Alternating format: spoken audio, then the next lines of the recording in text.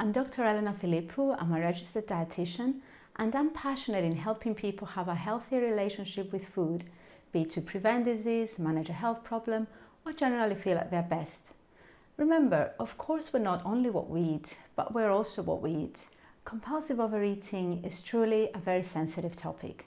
People often eat due to stress, feelings of being overwhelmed, feeling sad, or due to boredom or loneliness. Others might associate certain situations, such as having exams, or a difficult project at work, or even a difficult relationship with their child or partner, with emptying the biscuit tin. What's common in all situations is the consumption of food despite feeling full or without feeling hungry at all in the first place. The person would eat an unusually large amount of food, and this is consumed much more quickly than usual, or sometimes slowly but consistently throughout the day and night sometimes, but definitely past satiety.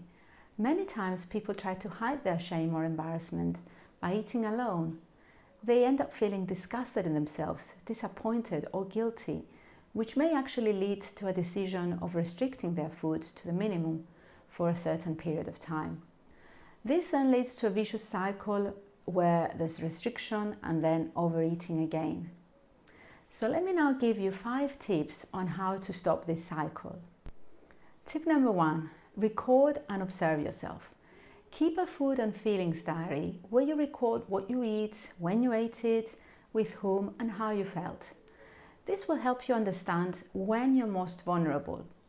You may actually start to observe some patterns. For example, you might find out that you're most likely to overeat in the afternoon or in the evenings, especially if you have had a long day. We know from research that when we're stressed, especially for long periods of time, we're less likely to use the parts of the brain that handles memory, concentration, and working towards a defined goal. And instead, we use the more primitive part of our brain that focus on survival. So we're more likely to just forget our goals and reach out for something sweet, because this is what allowed us to survive as primitive people. From your diary, you might find out that lack of sleep is what leads you to overeat. It has actually been proven that when we haven't slept enough, there's an increase in our hunger hormone. This is called ghrelin, and it leads us to crave and consume about 400 kilocalories a day more. And that, of course, is sugary and fatty foods.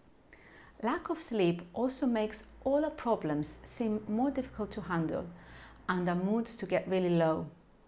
So you can imagine that the combination of stress and lack of sleep is really toxic. You might also notice that you have associated certain other behaviors, such as watching TV with eating, or that you're more likely to turn to food for comfort or overeat on certain days of the week or the month, such as before your period. This can happen due to the changes in the female hormones, estrogen and progesterone, which cause cravings for high sugar foods before a period. By eating these foods, you can feel momentarily that your mood gets better because they help produce serotonin, which is of course a feel-good chemical. But eating large amounts of sugars can lead to a yo-yo effect where your blood sugar increases and then suddenly drops, leaving you drained of energy and reaching for another sugary food. You may also identify some foods that are your trigger foods, meaning that if you eat one of these foods, such as one biscuit, then you can't stop until you consume the whole packet. So what to do? You first need to change these particular circumstances and food associations. Let's take the example of someone who knows that if they sit in front of the TV to watch a film, they won't be able to stop eating. The first step is to change the habit by making even one small tiny adjustment, such as instead of watching TV in the evenings, use your iPad in bed, for example, to watch a movie. Or instead of consuming crisps and nuts in front of the TV, preparing a healthy snack of peanut butter and sliced apple with a cup of herbal tea, for example. If you're someone who knows that they will eat compulsively every Sunday afternoon because they're lonely, make arrangements to go out, be with friends, take on a hobby outside your house, of course, on that particular day. If you eat compulsively when stressed at work, try to identify what it is exactly that you're afraid of. Is it that you feel you have no time to complete your work, you find it too difficult, you're interrupted all the time? Get to the root of the problem, whatever it is. Again, make a small change to start with, such as breaking down the task into smaller, manageable bits and taking regular breaks. By eating compulsively, you're not only solving the problem, but you're creating another one, since you then feel bad about yourself. And if you notice that you're most likely to empty the cupboards when you're alone at night, leave the kitchen. Try to brush your teeth earlier and take a moment to breathe before you start eating. Fast forward to how you will feel afterwards. Ask yourself, what is it that is really bothering you? And write it down. Speak to a friend when you can, or seek professional help to sort out the real problem. Eating is not the solution. So record, observe, and change the situation. Tip number 2, distract yourself. We know that the urge to overeat comes and goes as a wave. It gets bigger and bigger as it approaches, but then breaks like a wave on the seashore. You can use this to your advantage by distracting yourself until the wave breaks.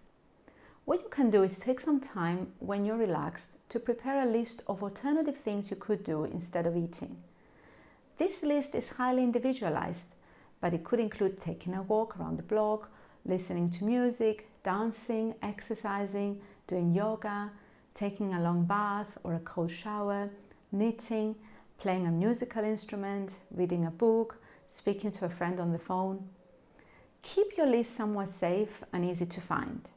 When you feel the urge to overeat, say to yourself, let's just take 10 seconds, pick something from the list and try that instead of eating. This distractive strategy is highly effective because you have now done something else for this time required to break the wave, and you'll find that the urge to eat goes away. It also helps because you feel a sense of achievement by overcoming one battle at a time. Tip number 3, rate your thirst and hunger. If even after distracting yourself you still want to eat, you might actually be truly hungry or even thirsty. Take a pause to rate your feelings. Use a scale from 1 to 10 and rate how hungry and thirsty you feel. Many times we can confuse thirst for hunger, and it's true that we don't actually feel thirsty until we're a little bit dehydrated. Drink a glass of water or herbal tea. If you're hungry, prepare a nutritious meal or snack and sit down to eat it. This is where many people go wrong. They feel hungry and they grab something quick to eat that lacks any nutrients, such as something processed. This then makes them even more hungry or acts as a trigger to start overeating. But what could be a nutritious and balanced meal or snack? Some examples could be low-fat yogurt with walnuts and sliced banana, or a seeded toast with avocado and sliced tomato, or a piece of salmon with quinoa and vegetable salad. The possibilities are endless, really. Tip number 4, enjoy the quality rather than the quantity. Consider the scenario where you really crave some chocolate or your favorite crisp flavor. Go for it. I think here the misconception is what we call dichotomous thinking, black or white. But this is wrong. Enjoying a small amount of your favorite food is actually healthy and helps in your well-being. Denying yourself everything or eating only the right foods, something that we call orthorexia, is actually a whole different problem in itself. Have what you crave, but consider the quantity. Prepare a small portion of your favorite food in a dessert plate. Sit down with a cup of tea and enjoy it. Savor every bite. Be there when you eat it. Be mindful. Switch off the TV, slow down, relax, avoid any distractions, and smell the food. Taste every single bite and feel grateful that you're able to eat it. When you finish, put your plate away and do something else, still enjoying the aftertaste. Believe me, doing this ritual will also make you feel better, since you're now able to consume what you like, but you have limited the amount. And lastly, tip number 5, be organized. I can't stress enough the importance of being organized. We've all been there. We come home being really hungry and we open the fridge to find out that there's nothing really ready to eat. Prepare some homemade peanut butter, have cooked sliced chicken fillet in a container in your fridge. Make sure you have a couple of boiled eggs, Keep some seeded bread in your freezer that can be toasted straight away. Cut some carrots, stir fry some broccoli, make a bean salad. There's so many different ideas. And lastly, start from somewhere and make one small change at a time. Start today, even if it means you will only make a tiny change, such as eating every 3 hours. Praise yourself when you have achieved that. If you manage something but you're not so good in something else, try again. Don't give up. This is a learning process. It will take time. There will be lapses, but this is all part of this process. Be kind to yourself. Give yourself time, and it will be okay. Thank you for watching. Leave a comment below. I would love to hear from you which of these tips you found most useful, or if there's anything else that has helped you in the past. Bye for now, and see you in the next video.